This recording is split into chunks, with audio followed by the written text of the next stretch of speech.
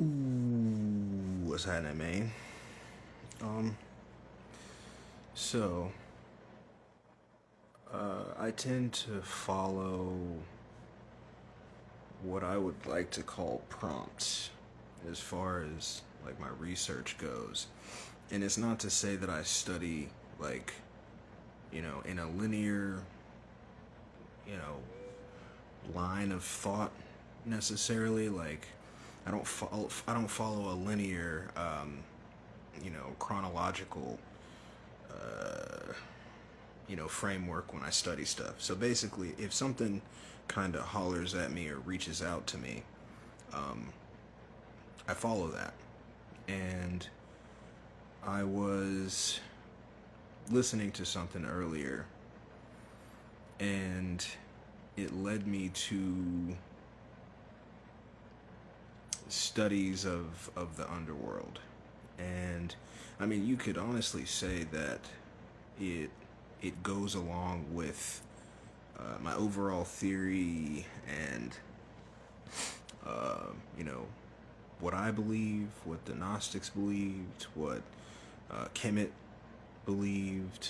Um, there are versions of certain beliefs that repeat. From what I can tell, there are honestly, you could say, two kind of beliefs on the afterlife, on the underworld, um, but I would really call it three. Um, the only reason I say two main beliefs or stories with variations is because one of them seems to be artificial. One of them seems to be kind of made up. And um, the biggest example I would use for contemporary times would be um, the hell myth, Roman Catholic invention of the hell myth. And it's not really an invention so much as it's you know, adding severity to something that was already there. Um, the Greeks had a similar myth, just not as severe.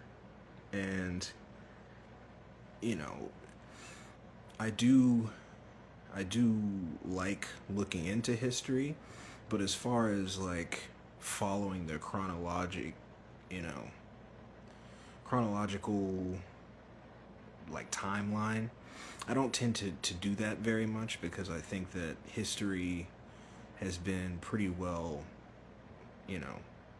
messed with. So, for all we know, civilizations could be out of order. The events that are outlined within their mythology, a lot of times is really, really manipulated, um, sometimes subverted, sometimes just completely false. And so, what I tend to do when it comes to that is um, kind of what I always do, which is try to look at as many civilizations as possible and cross reference. Because it's not to say that because, all these civilizations have a similar belief, that it makes it true, but you can use that along with context clues that you experience, that you can find, that you can point at to kind of like cosign, cosign what you're starting to see evidence of. And so that's what I did. That's what I have been doing. Um, a lot of this shit is like a refresher for me because honestly, my lens is way different than it used to be.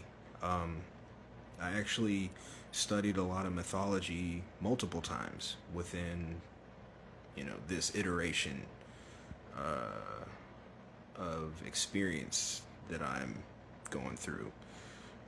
First time was really just because it's interesting. That's when I was way younger. I'd say like between high school and college years, just to give it a time frame for maturity, average maturity. Um, I've always had an interest in history. I always did well in history, but like I said, it's because I like stories. Um, always liked stories since I started reading. Obviously, um, I think some people read because they're prompted to, and then others continue to read because they like aspects of it, whether it be the poetic side of it, or the stories themselves, or the feeling that they get from putting themselves in the first person, kind of seat as far as that goes.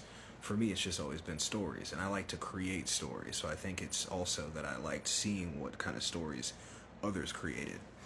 Um, Within this, though, what I have been noticing, and I'm still researching, so you know, forgive if I misquote anything, or if I, am not as knowledgeable as I usually like to be.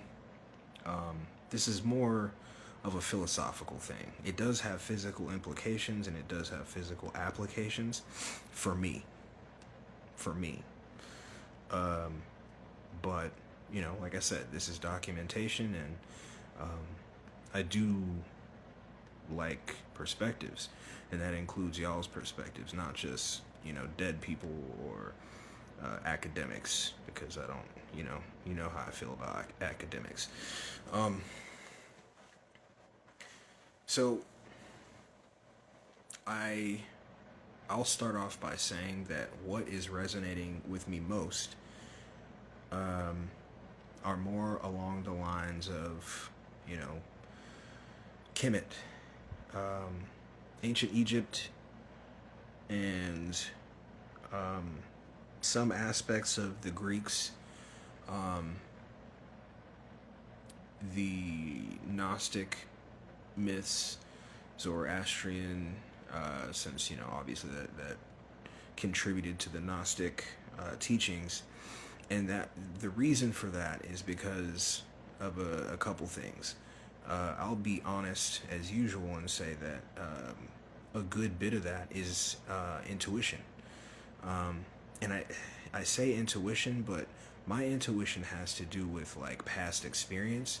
It has to do with the things that I see around me, both physically and representations, meaning like stuff that I'm aware of but I haven't seen, like pyramids and things like that, right? And so, this is difficult to explain. So, when I started looking into it this time, let me get back to that. When I started looking into it this time, as I said, I have a different lens, right? And so, I didn't start off from a position of, oh, I already know all this stuff, because same reason I rewatch movies sometimes, because I see differently now.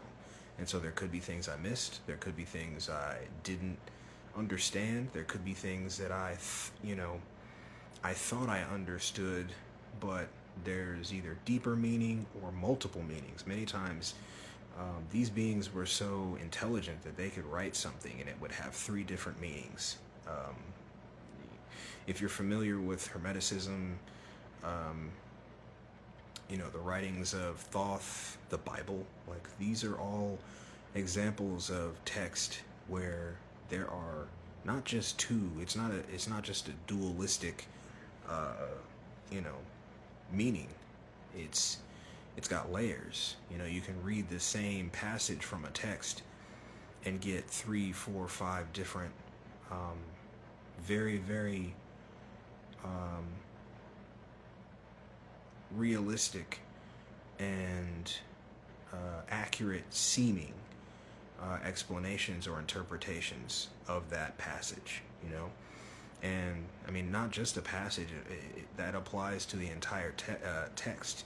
So you could read the Bible or study the Bible with one like compendium, or with one like kind of guide, whether it be a written guide or a personal, like anthropomorphic guide, like a person, a being, and each different interpretation that you get can be very, very different.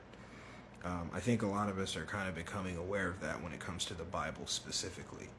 Um, the Hearth Book, for instance, you can see the Hearth Book has all these explanations for all these beings, all these myths and stories and symbols and um, processes, and it's amazing. You know, I'm not really sure who put together the Hearth Book. Pretty sure it's just a compilation of just esoteric and occult truth. But regardless to that, it's almost as amazing to me as the Bible as far as a text goes, because you can read the Hearth Book and just learn all these things that were almost right in your face and you just didn't realize it, you know. And even in some of the cases there, they'll explain one symbol that has 3 or 4 different meanings just in the Hearth Book, and that may not be all of the meanings or all of the interpretations. And so I think that kind of lends to the concept that I tend to reference, that this is a puzzle. Not just the text that you're looking at, but this experience is a puzzle. I do believe it has been hijacked, but I'll get more into that later. Low-jacked? Jacked. Let's just call it jacked. People say hijacked a lot, but that means like a plane specifically, you know? That's weird. That's weird. So, as far as why I kind of turned back into looking into this, along with all of the other things I'm researching, is because it applies to a very common theme and almost an overall theme that is what my research is. And I'm following the direction and the progression of what I'm finding, and that has led me to this.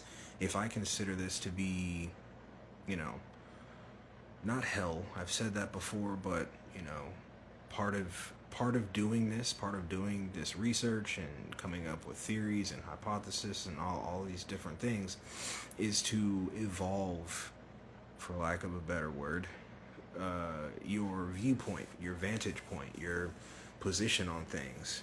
And me saying that I've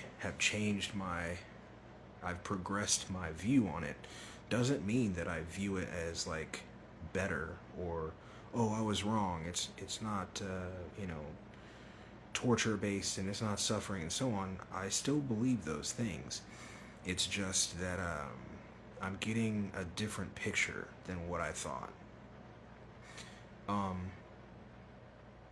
And the reason I say it's difficult is it's difficult to try to explain what I mean, because it's almost like combining 2 theories in a way, right? All that I've said about how, you know, this is the good place, and it's very, very obviously simulated. They're just things that are right up in your face that don't make sense, or they're very mechanical and glitchy, or you know, you get the Agent Smith effect, or whatever it may be. It still points to that. But what I'm starting to see now is that, from what I'm finding, there's a good possibility that this is potentially the underworld. The underworld in a couple of different systems is described as this, as, you know, having lakes and structures and rivers, and, you know,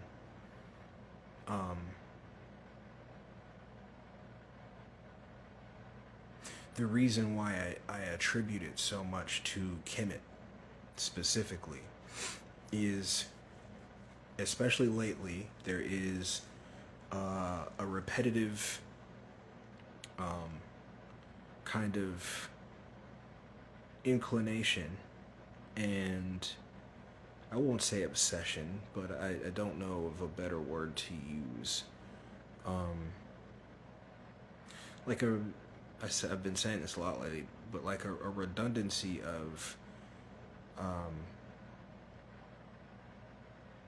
of ancient Egyptian and Kemet like themes. People are drawn to uh, the ancient Egyptian, pantheon, the gods.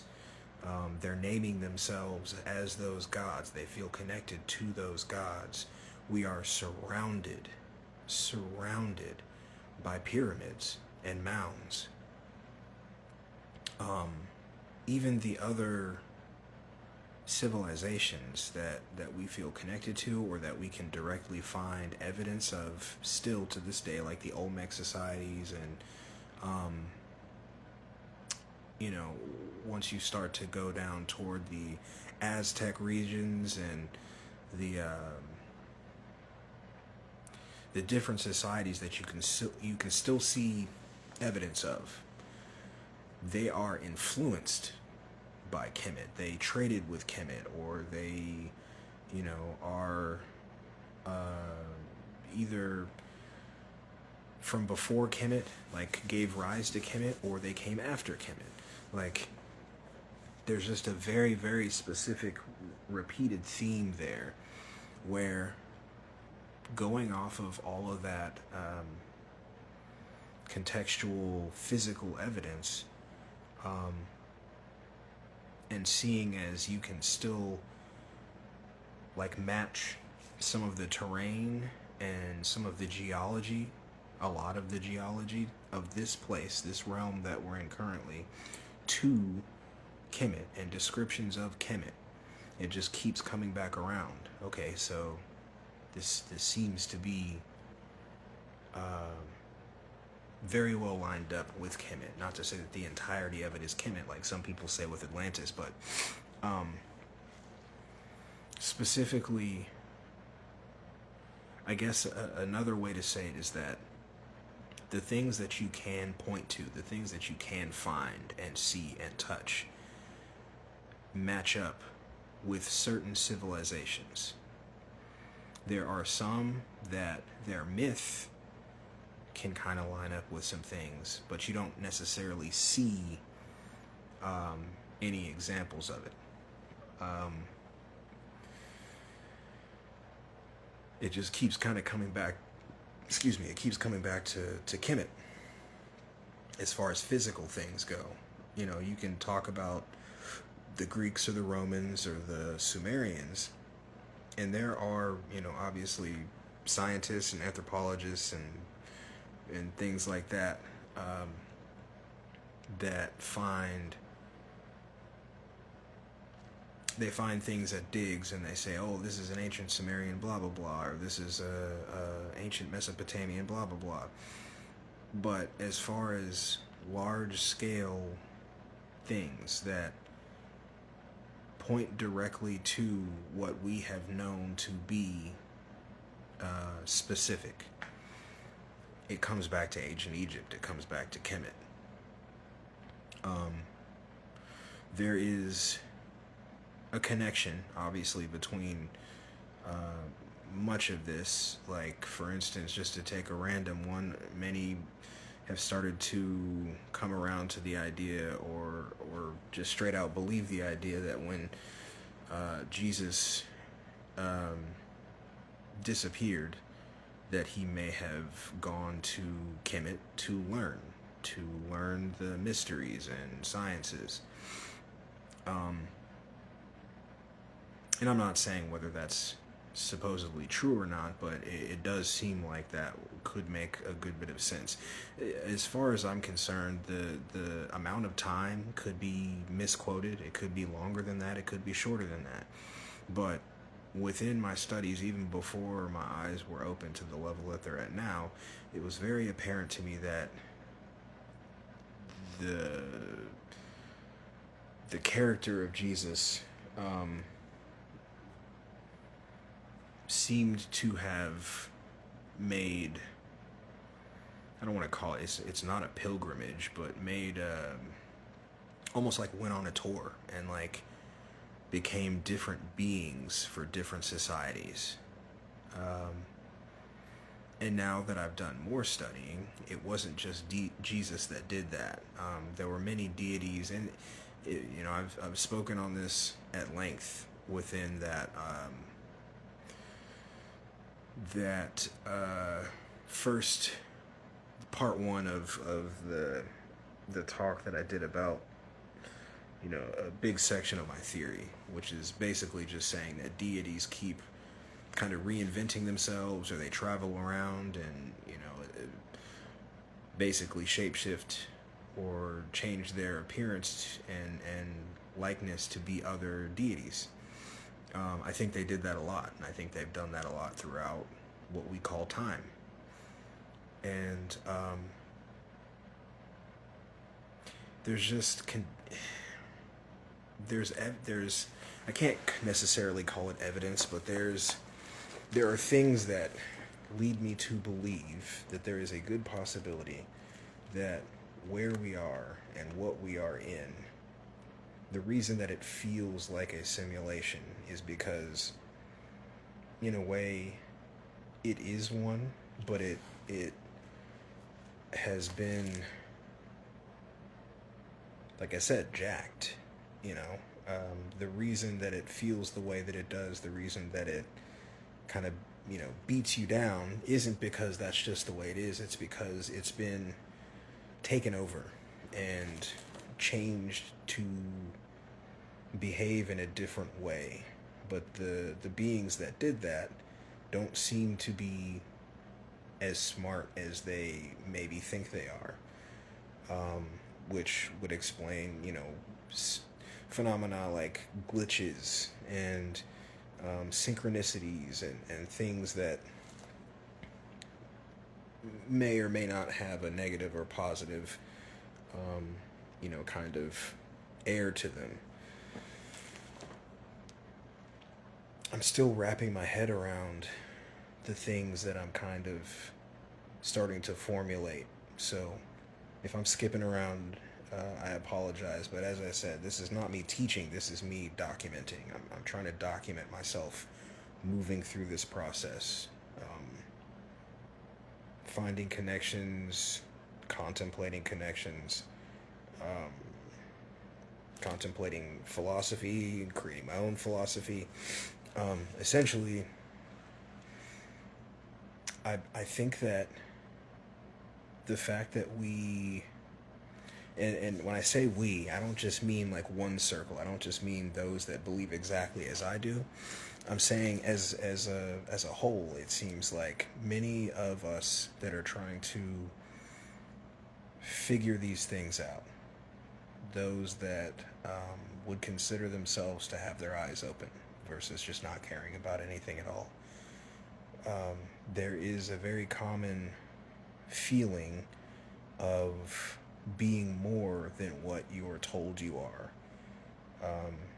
in a metaphysical sense, that your consciousness embodies more than what this physical vessel allows you to be or do or see or, basically anything. And I think that the fact that that resonates with so many people, it means something. Mass psychosis is a thing, and I'm willing to admit that because I'm honestly trying to I'm trying to say stuff to kind of snap some beings out of that, but I don't think that this many people would resonate with that specific feeling, that specific intuition, if there wasn't something to it.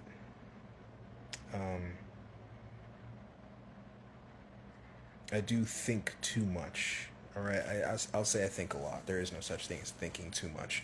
Maybe in the moment, but not in totality. But I think that there's a reason that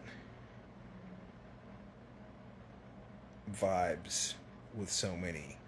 I think there's a reason that so many feel that they are more than what they're presented with.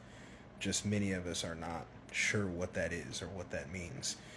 Um, Obviously, there's a very large section um, of beings, I'll say, because I'm honestly not. I think that your actions really show what and who you are. Whether you have a name for it or a title for it, doesn't necessarily matter. That's kind of inconsequential. But in my opinion, those that would kind of use that information to make money or to display control or to take control, I think that that means that that's something else. That's not us. And I think that in a lot of different ways. Like that's a common theme in the way that I perceive things. You have certain ways that you talk and certain things that you do that, in my opinion, either kind of show that you are us or they show that you are not us. And I don't just mean NPCs, I mean like management or um, there's many different options for that, but I think that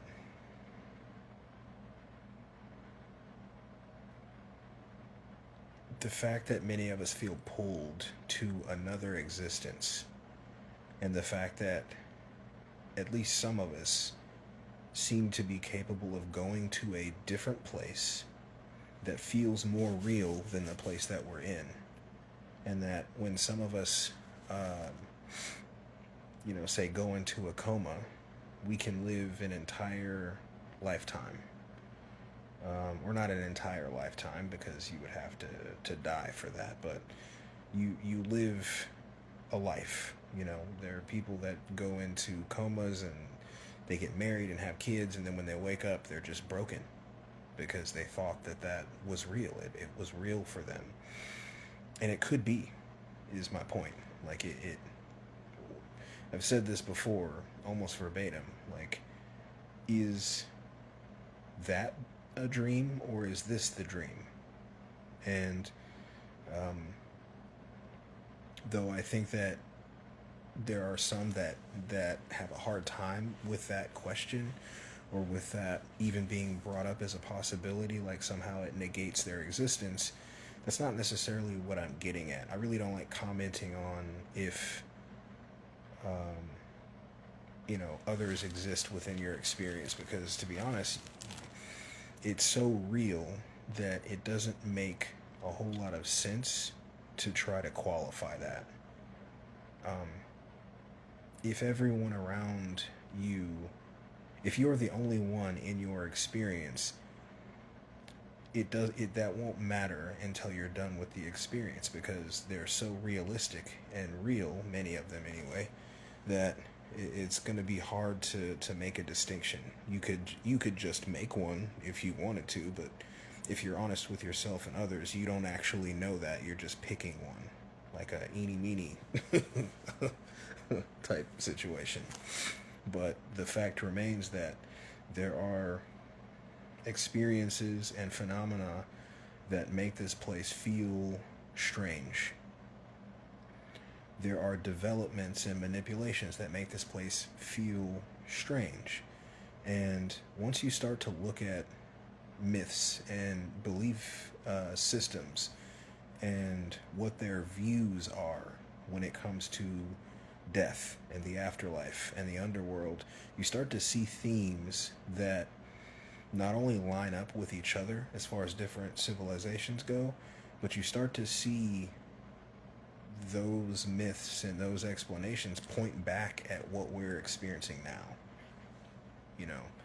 From a geographical standpoint, you see lots of things that you can go find now, and it's like, oh, this is actually in the Book of the Dead. Like, it's described very, very well, or the Bible. There are some that, for instance, at least one of the gates of hell is in Europe. What is it? Geneva, right? Switzerland. That's why CERN is there. Like, things like that. Things like that. And to be clear, I don't believe in that version of hell.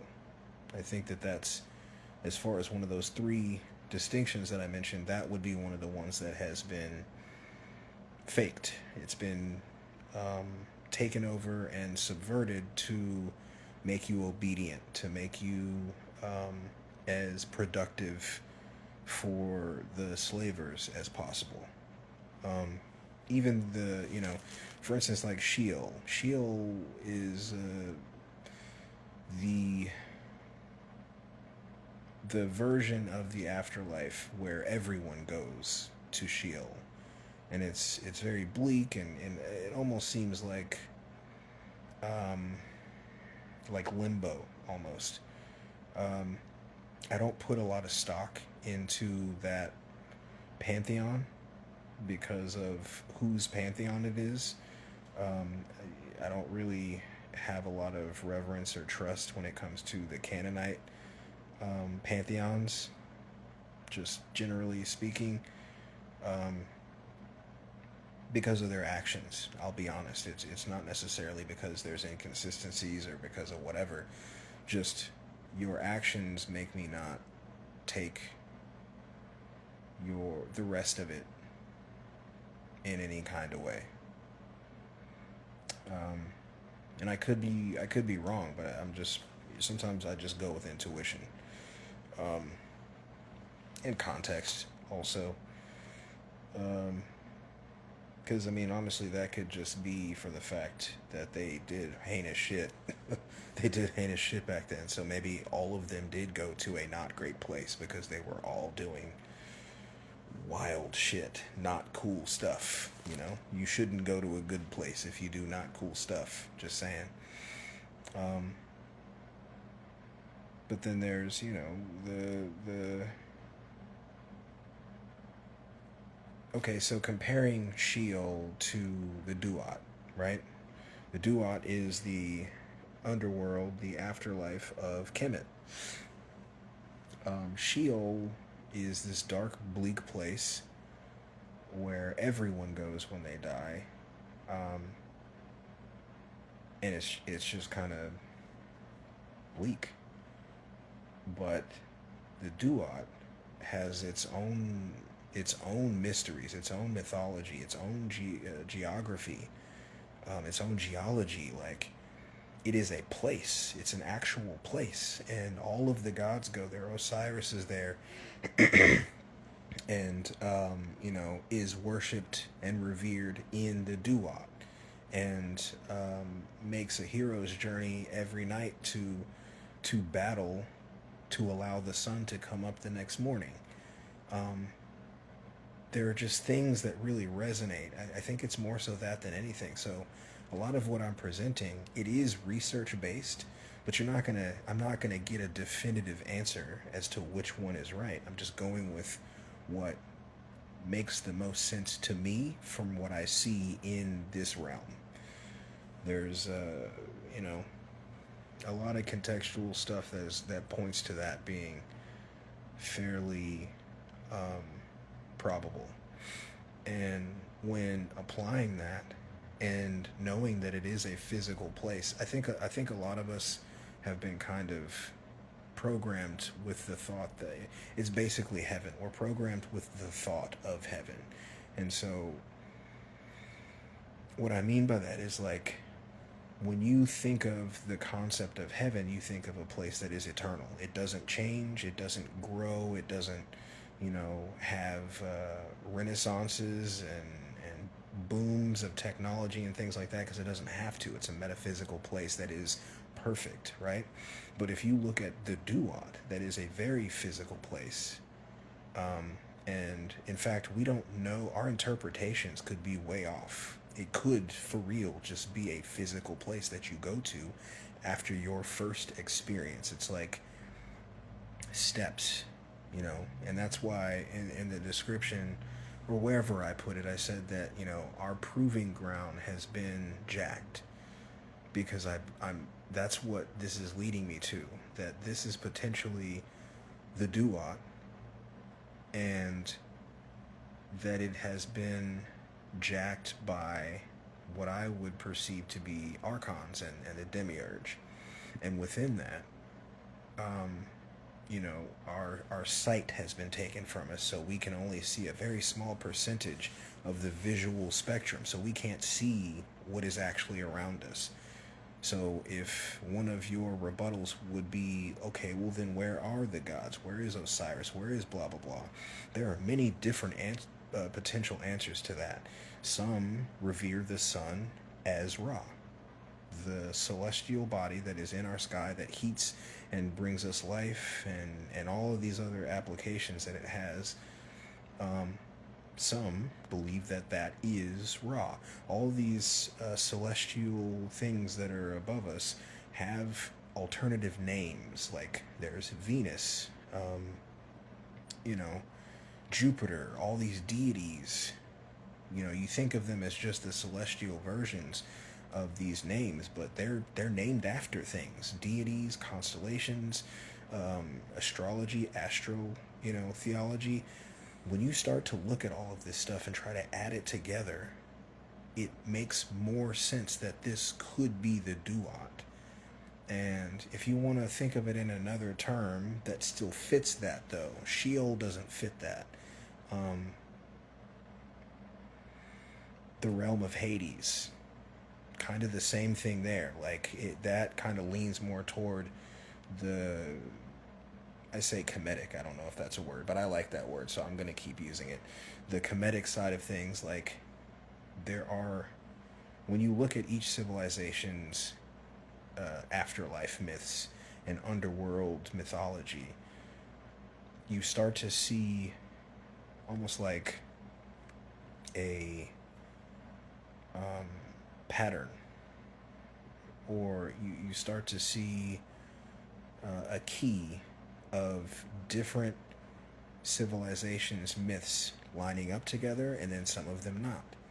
And as I mentioned, it seems to be like there's three main ones. There's the completely fake and fictitious hell myth and the different variations of that, where you're tormented and it's forever, and it's meant to break you mentally into thinking, okay, this is the only shot that I get, and it's not even really within my, you know, choice, what I can and can't do, what happens to me afterwards, so on and so forth.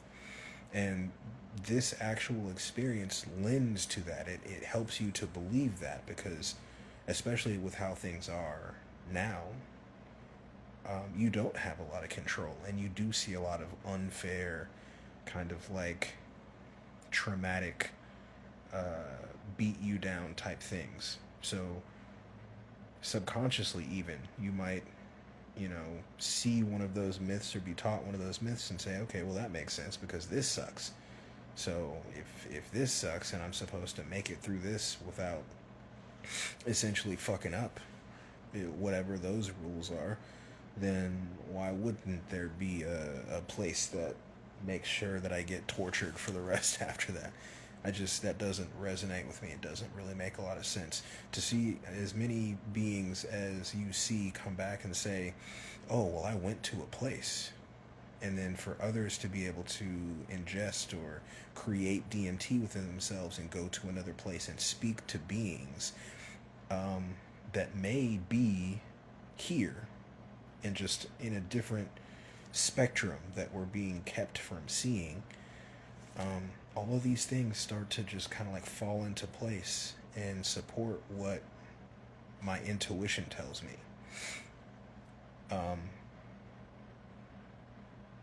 You can see the archetypes of Kemetic deities, Kemetic heroes. It's like this is a part of the hero's journey where you go to the underworld to see what you need to see. That's a part of the myth. And if that were the case, then you would be experiencing that right now. And when you go and reach the point where you're going to transition, it's not the first experience that you're transitioning from. It's like a level. It's like and I mean that in a couple of different, like the level of a game, or a level of a house, of a structure. Many afterlife myths.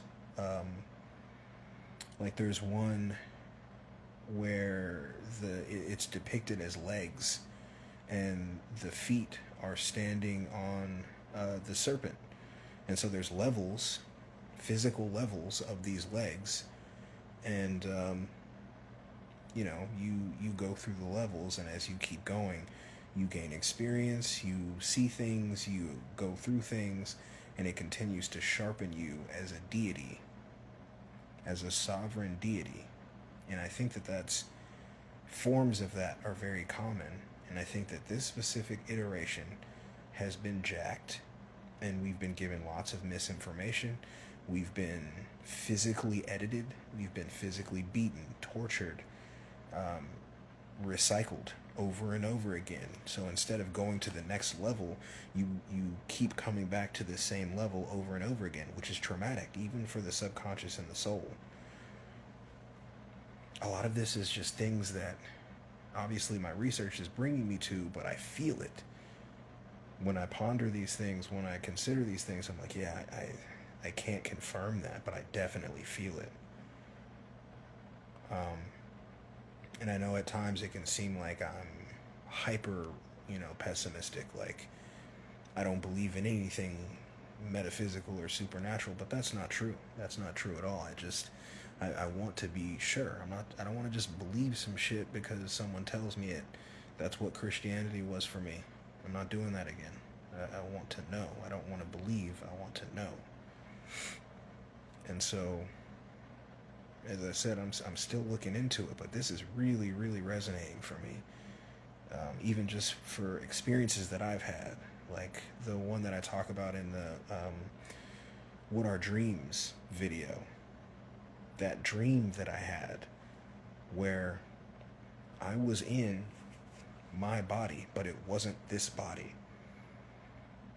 Subconsciously in that dream, I had a subconscious in my dream, A, and then B, subconsciously, I felt that was my body. I didn't have to say, oh, what the fuck, what body is this?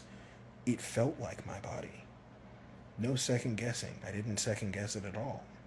I start the dream mid-jump. I'm already jumping as I come to in this dream. I'm in this much bigger, Hulk-like body. Literally a Hulk-like body. I don't, really notice what color it is. It wasn't green, I think. I'm pretty positive it wasn't Hulk-like in the color. It was Hulk-like in the size and shape and the capability. I'm jumping very, high and far at the same time, and I'm on some kind of mission. Go watch that video, man. That story is very interesting, and I'm not saying that because it's my story. I'm saying it because the specifics of it are fucking weird. But the fact that felt more real and more vivid than this does, and it made me start to wonder to myself, is this the dream and that is awake or conscious or whatever you want to call it? That's significant to me. I don't think things like that and then just dismiss them. That's never left me, and that was a very long time ago that I had that experience. I don't even like calling it a dream because it felt different than any dream I've ever had. It felt like real experience, actually being conscious and awake and doing a thing. So if you feel like it, check that video out, the What Are Dreams, and let me know what you think about not just that dream, but those dreams, because they were each very weird situations. There's 3 different scenarios that I talk about. They're all completely different phenomena. Let's call them that. But this is very, very interesting to me because the way that the duat is described, right? It's a physical place that is capable of change. It's capable of growth. It's capable of sabotage. It's capable of being invaded. Like it's just like this place. It's a physical place, and when you start looking at things like, say the Bible. Say you look at the Bible and you're like, well, no, it's not the duat, because obviously we're in Abrahamic surroundings.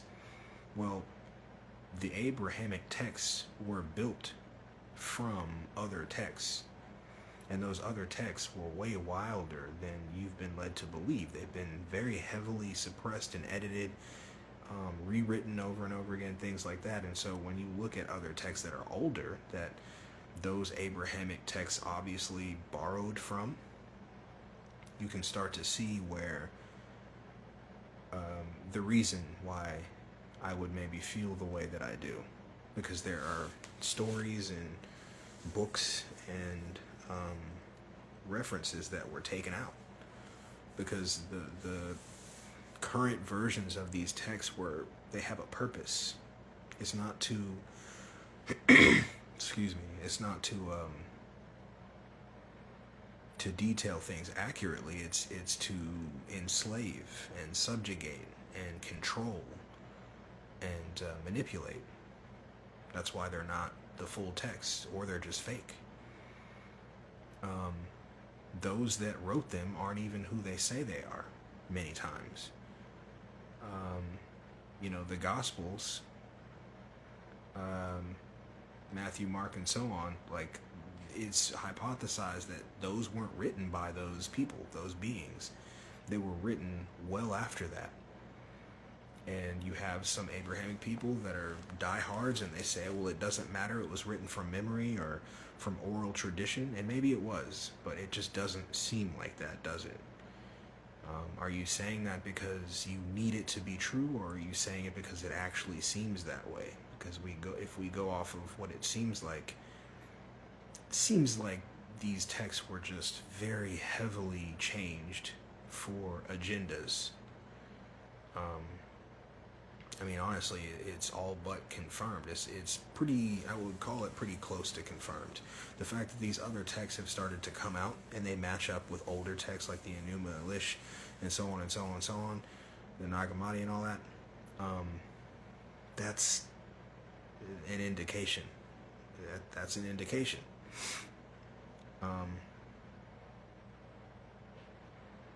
But if you look, even just looking around in, day-to-day contemporary life, you start to see these examples and these synchronicities that point at this being the duat, at this being the underworld, and you being on what is supposed to be a hero's journey, but you get invaded. The proving ground gets invaded while you're on your hero's journey, and you are a POW. You get trapped. Your mind is not as it should be. Your genetics are not as they should be. Your memory is wiped repeatedly over and over again. These are common themes that people are discussing right now, and that would fit with what I'm saying. So I've been kind of researching that and trying to get some perspective on that, and some potential either corroboration or proven wrong. If I'm wrong, I would definitely like to know that, but it doesn't feel like or seem like I am so far from what I've been finding as far as research and studying goes. In a way, it doesn't change much, but in a way it does, because if you look at the Egyptian mysteries, the Kemetic mysteries, you know that you have to be able to do certain things to make it through. It's not just about like making it through in one piece. And while I think that I'm not an Abrahamic minded person, I do think and trust in the fact that this has been jacked by beings that weren't supposed to be able to take charge or do, most of what has been happening and is happening here. I think because of that, we may be given a pass, potentially. That, or, the memory would be given back so that you do understand and remember how to move forward, move, up to the next plateau, or the final plateau, or whatever it was supposed to be after this. I think that nothing that we are experiencing or seeing right now is what it's supposed to be.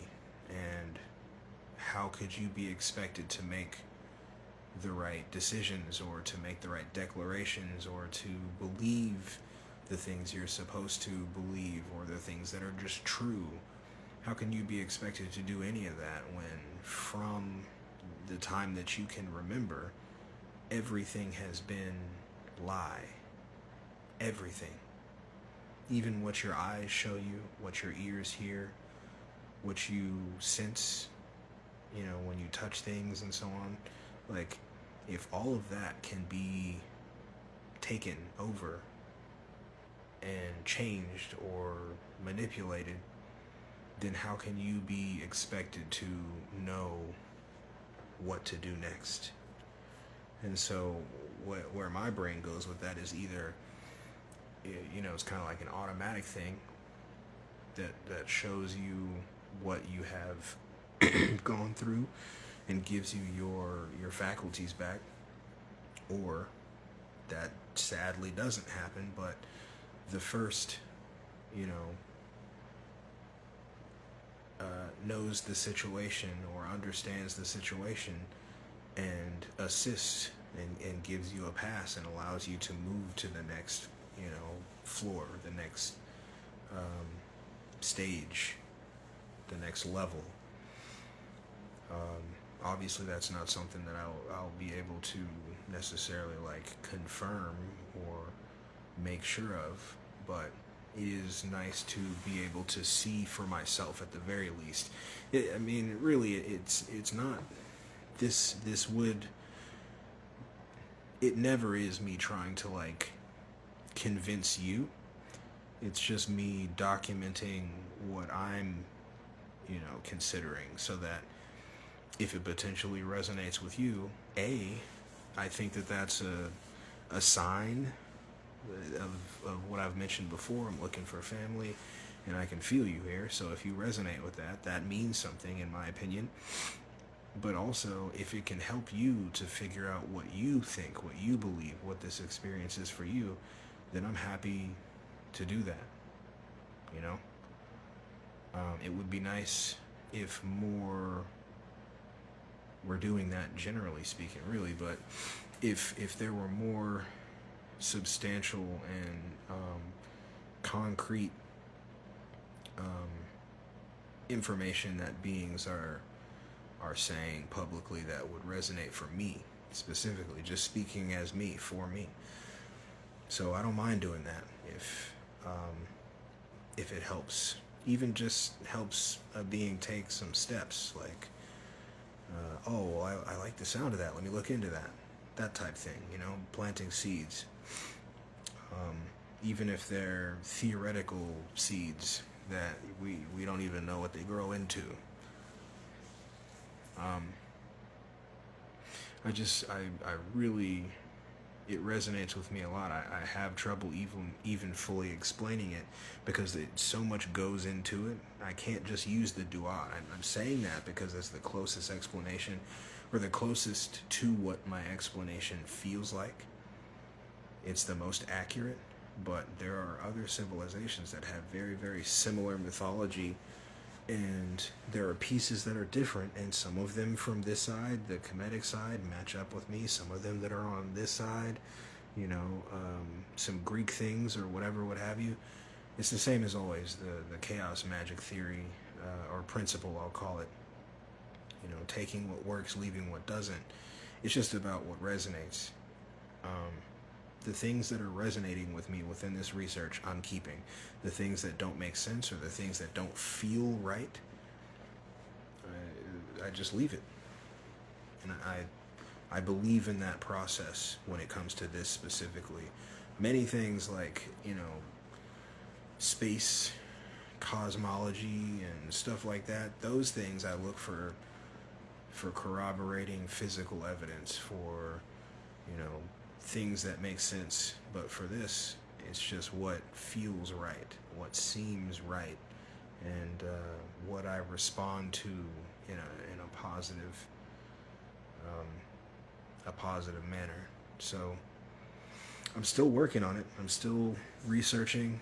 I mean, I started up on this topic specifically fairly recently, earlier today, really. But I mean, I've been working up to it with other theories. That's the cool thing about the type of research that I'm doing, the type of experimentation that I'm doing, is that these things keep leading to new things, to bigger things, to the next level of what this is or could be.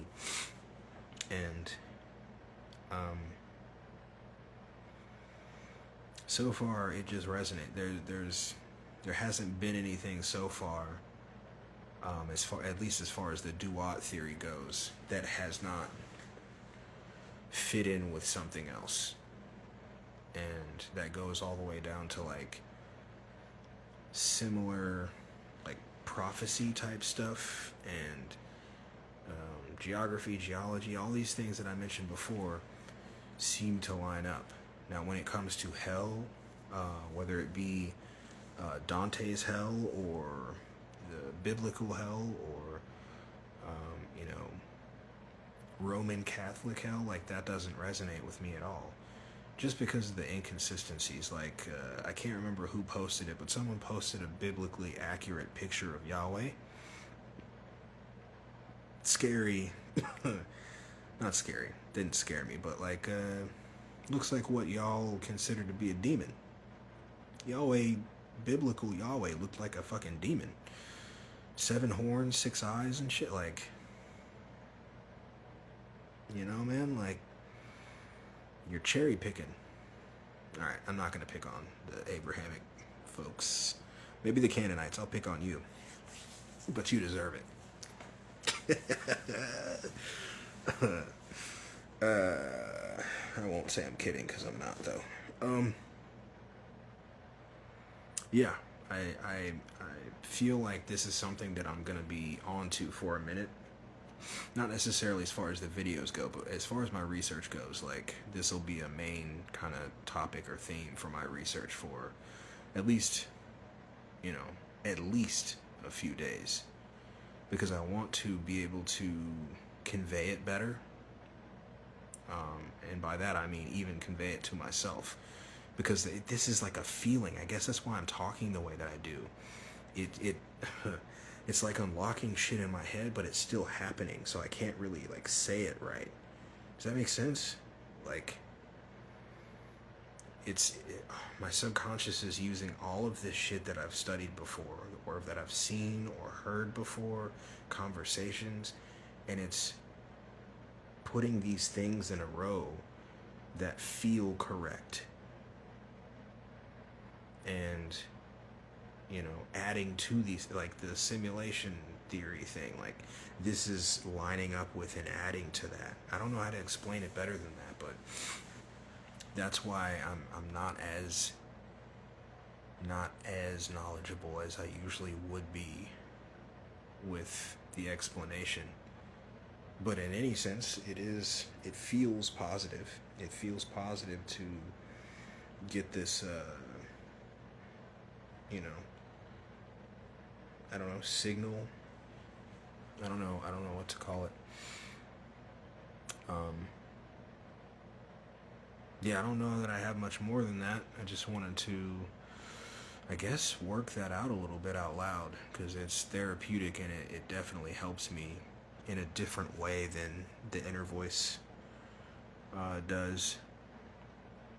Man, I'm still freaked out by the fact that there's such a large percentage of people that don't have that. You just don't have the inner dialogue. That's creepy. That's so fucking creepy to me. I don't know how to make sense of that. I don't know. How do you think? What are you doing? You don't have an inner dialogue? Like, what does that mean? How do you read? How do you do anything? I can't make sense of that. That's one of the things where it makes me unable to completely write off the concept of NPCs. The fact that there are people that don't have an inner dialogue at all. That's why I can't be like, oh, there's no such thing as fucking NPCs, you're just being douchebags. I can't say that because there are beings that do not have an inner dialogue. They don't have that thing where you can talk in your head. What the fuck is that? What is that? That freaks me right the fuck out. You know what I mean? Maybe I think I might talk about that. Maybe tomorrow.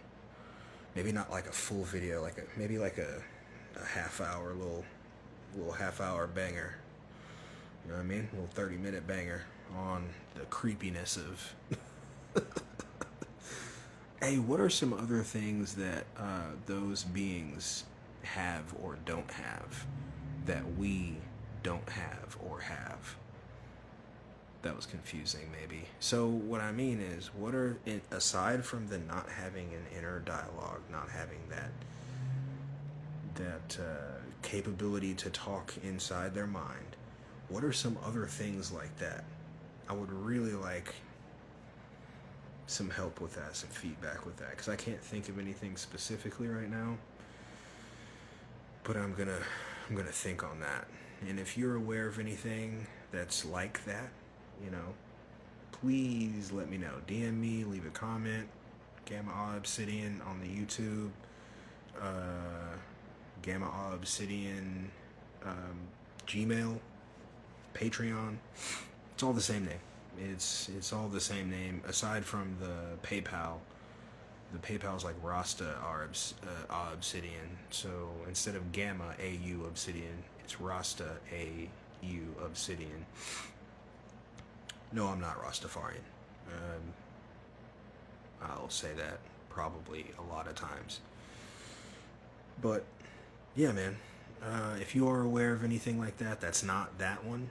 Like, don't just say the same thing back to me. But if you know something that's like that I haven't been able to come in contact with or I'm not aware with, please help me out with that, because I do want to talk about that and I'd like to add it to the research, because that's fucking wild. But yeah, I appreciate you hearing me out though. I love you, dog. Dog.